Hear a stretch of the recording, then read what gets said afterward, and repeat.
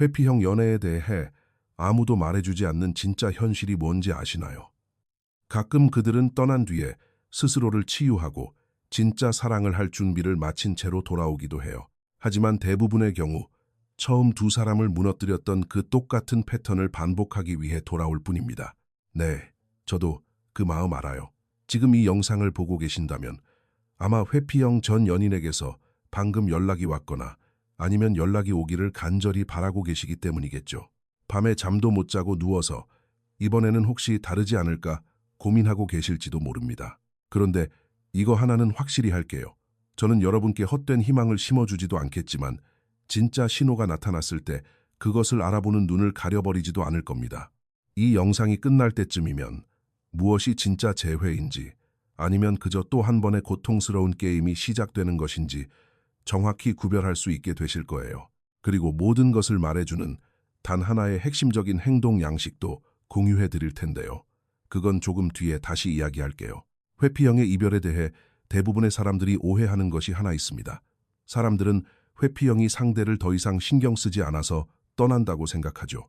하지만 사실은 그렇지 않아요.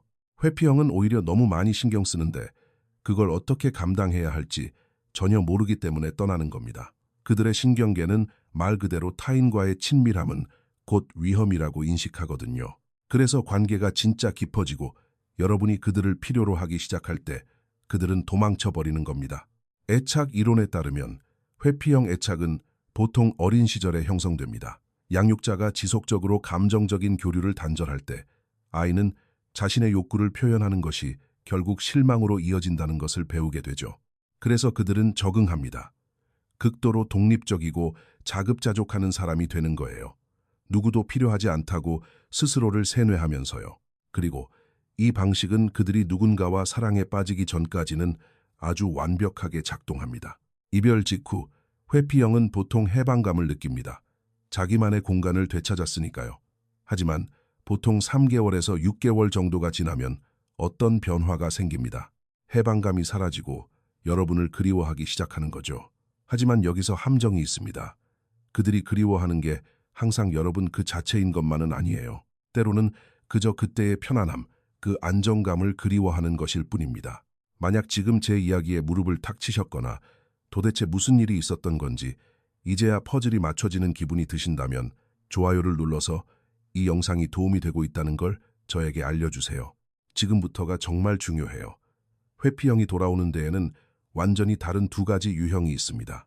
이 둘을 헷갈린다면 여러분은 몇 달, 길게는 몇 년의 시간을 낭비하게 될 겁니다. 첫 번째는 편안함을 찾아 돌아오는 경우입니다.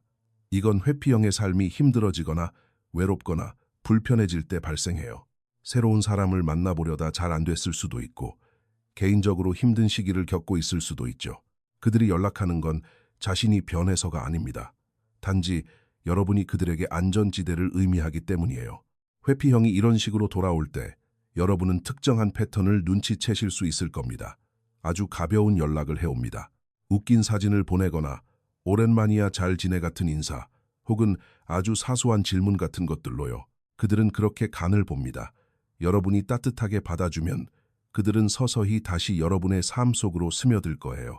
그들은 여러분의 관심, 대화, 어쩌면 육체적인 친밀함까지도 즐길 겁니다. 하지만 여러분이 진짜 감정에 대해 이야기하거나 지난번에 우리가 왜 헤어졌는지 진지한 이야기를 꺼내는 순간 그들은 다시 뒷걸음질 칠 겁니다. 이건 마치 기계가 작동하는 것처럼 뻔한 수순이에요. 애착 패턴에 대한 연구들을 보면 전문적인 심리치료나 깊은 개입 없이는 사람들은 똑같은 관계의 역학을 반복하는 경향이 있다고 해요. 숨이 막혀서 떠났던 회피형은 똑같이 다시 숨이 막히게 될 거라는 뜻입니다.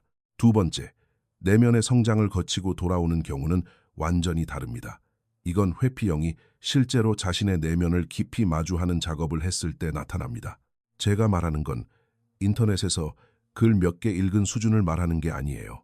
진정으로 불편하고 고통스러운 과정을 꾸준히 견뎌낸 진짜 노력을 말하는 겁니다. 보통은 심리상담이나 정신과 치료일 수도 있고 때로는 더 이상 외면할 수 없을 만큼 거대한 인생의 깨달음을 얻었을 때죠. 진정한 성장을 거친 회피형이 돌아왔을 때는 뿜어내는 에너지 자체가 다릅니다. 그들은 단순히 여러분을 그리워하는 게 아니에요. 자신이 무엇을 잃었는지, 그리고 왜 잃었는지를 정확히 이해하고 있습니다. 그들은 자신의 회피 패턴을 말로 설명할 수 있고, 자신이 도망쳤다는 사실을 솔직하게 인정할 수 있습니다. 변명하거나 방어하지 않고 그 진실이 주는 불편함 속에 묵묵히 머무를 수 있는 힘이 생깁니다. 아까 제가 영상 초반에 말씀드리겠다고 약속했던 것이 있죠. 진짜 성장인지 아니면 또 한 번에 반복되는 고통인지 구별해주는 단 하나의 행동입니다. 준비되셨나요? 진정으로 변화한 회피형은 여러분이 억지로 끌어내지 않아도 먼저 감정에 대한 대화를 시도할 겁니다. 그들이 먼저 꺼내기 힘든 진짜 이야기를 시작할 거예요. 자신이 떠났을 때 여러분의 마음이 어땠는지 물어볼 것이고 자신이 준 상처를 분명하게 인정할 겁니다. 바로 그것이 여러분을 위한 청신호입니다. 보고 싶었다는 말이나 뻔한 약속이 아니라 두 사람의 연결을 위해 기꺼이 그 불편한 상황을 감수하려는 일관되고 실제적인 의지 말입니다. 자, 이제 여러분에 대한 이야기를 해볼게요. 회피형과 연애를 하는 대부분의 사람들에게는 이런 일이 벌어지거든요. 여러분은 그들을 다시 잡는 것에, 그들에게 충분히 좋은 사람이 되는 것에, 혹은 부담스러운 사람이 되지 않는 것에 너무 집착한 나머지 자기 자신을 완전히 잃어버리게 됩니다. 살얼음판을 걷듯 눈치를 보고 자신의 당연한 감정과 욕구마저 억누르기 시작하죠. 만약 회피형 연인이 돌아왔을 때 여러분이 모든 것을 제쳐두고 즉시 그들을 위한 자리를 내어준다면 그것은 그들에게 떠나도 아무런 대가가 없다는 것을 가르쳐주는 꼴이 됩니다. 여러분의 욕구, 여러분이 받은 상처, 여러분의 선, 이 모든 것들이 사실상 아무것도 중요하지 않다는 걸 그들에게 보여주는 거예요. 그러니 이제 현실을 직시해야 합니다. 회피형 연인을 다시 받아주는 걸 고려하기 전에 과연 무엇이 달라졌는지 스스로에게 물어보세요. 그들이 달라졌다고 말하는 것 말고요. 실제로 무엇이 달라졌는지를요. 최소 3개월에서 6개월 동안 심리 상담이나 치료를 받았나요? 방어적인 태도를 취하지 않으면서 자신의 애착 유형과 그것이 여러분에게 어떤 상처를 주었는지 차분히 대화할 수 있나요? 언젠가 다시 압박감과 버거움을 느낄 때를 대비한 계획이 있나요? 왜냐하면 그런 순간은 반드시 다시 오거든요. 도망치는 것 외에 다른 건강한 대처 방법이 있냐는 뜻입니다. 만약 대답이 아니오이거나 심지어 이런 질문을 했다는 것 자체로 여러분을 예민한 사람으로 몬다면 그것이 바로 정답입니다. 고민할 필요가 없어요. 치유된 회피형은 여러분이 건강한 기준을 세웠다고 해서 여러분을 탓하지 않습니다. 그저 편안함이 그리워서 돌아온 회피형만이 여러분이 책임을 요구하는 것을 보고 유별난 사람 취급을 할 겁니다. 확고한 기준을 가지고 회피형 연인을 다시 받아준다는 것은 이런 모습입니다. 그들에게 이렇게 말하는 거죠. 네가 다시 시작하고 싶어하는 마음은 알겠어. 하지만 그러기 위해서 나는 이런 것들을 확인해야 해 라고요. 우리가 다시 공식적으로 만나기 전에 최소 3개월 동안 일관된 모습을 보여줄 것. 스트레스를 받는다고 해서 잠수 타지 않고 꾸준히 연락하고 소통할 것. 갈등이 생겼을 때 마음의 문을 닫아버리는 대신 함께 해결해 나가려는 의지를 보여줄 것. 그리고 전문가와 함께 자신의 애착 패턴을 고치기 위해 적극적으로 노력하고 있다는 증거를 보여줄 것. 그리고 가장 어려운 부분이 남았습니다.